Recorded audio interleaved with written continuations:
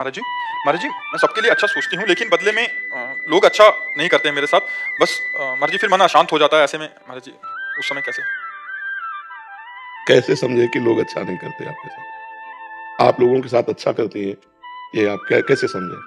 किसका प्रश्न है? कैसे आप समझे? आप क्या लोगों के साथ अच्छा करती हैं और क्या आप लोग बदले में आपको बुरा करते हैं? आप बताइए। कभी किसी ने कुछ सुझाव माँगा या फिर जितना मुझसे हो पाया किसी के लिए मैंने किया। लेकिन आपको उस समय सोचना है, जब किसी का परोपकार किया जाता है, तो सोचा जाता है भगवान ने हमें जो ज्ञान दिया, वो मैंने आपको दिया। भगवान ने हमारे पास जो वस्तु दी, उससे मैंने आपका सहयोग किया। धन से, बुद्धि से, शरीर के द्वारा, इन्हीं के द्वारा परोपकार होता है, वो भगवान के द्वारा दी हुई। तो हमें बदले में थैंक यू लेना नहीं है, कि हमने आपको कुछ सेवा के बाद में आप हमें धन्यवाद कहें, ये परोपकार नहीं कहलाता, ये स्वार्थ कहलाता है। अब हम अच्छा किया, इसके बाद परिणाम में उससे हमें कुछ लेना नहीं। अब वो जो हमारे साथ बुरा बर्ताव कर रहा है, वो हमारे कर्म की पवित्रता के लिए। हमारा कोई पूर्व कर्म है जो अपवित्र है, पाप कर्म, उसको पवित्र करने के लिए भगवान उसे निमित्त बनाकर कटु वचन या कटु चेष्टा करा रहे हैं। जो संत भाव में, अध्यात्म भाव में चलते हैं, वो इस विचार से युक्त रहते हैं। कबीरा निंदक नेरे राखे, आंगन कुटी छवाए, बिना साबुन बिना पानी निर्मल करे शोभाए। तो हमें बुरा तो नहीं मानना चाहिए। हाँ, जैसे तुम्हारा स्त्री शरीर है, अब कोई इस शरीर की तरफ गंदी बात देखे तो कानून है, फिर उसे कानून के द्वारा सहायता लेकर दंडित करना चाहिए, उसमें क्षमा नहीं करना चाहिए। जैसे मानो स्त्री शरीर है, अब कोई छेड़ रहा है, कोई परेशानी प्रकट कर रहा है, अब उसमें साधुता नहीं, अब सठे साठे समाचरित, तो उसे कानून के हवाले कर दें।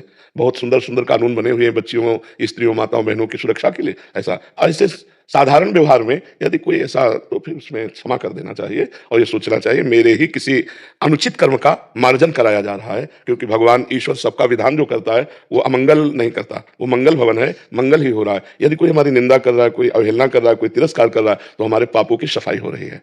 सम्मानम कल्यात घोर गर्णम नीचापमानम सुधा, श्री राधा मुरली धरो भज सके वृंदावन माते। श्रीपाद प्रबोधानंद जी कह रहे, सम्मान को सदैव विष के समान समझे, नीच पुरुषों द्वारा किए हुए अपमान को अमृत के समान समझे और राधा माधव का भजन करे।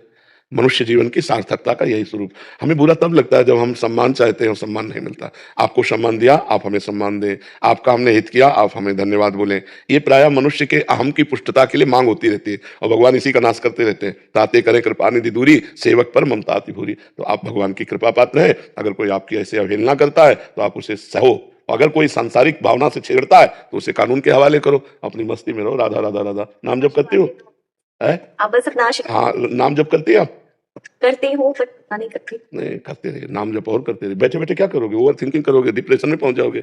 मन को नाम जप में लगाओ, मन को अधिक से अधिक नाम जप में लगाओ, तभी मंगल होगा जी। अच्छा।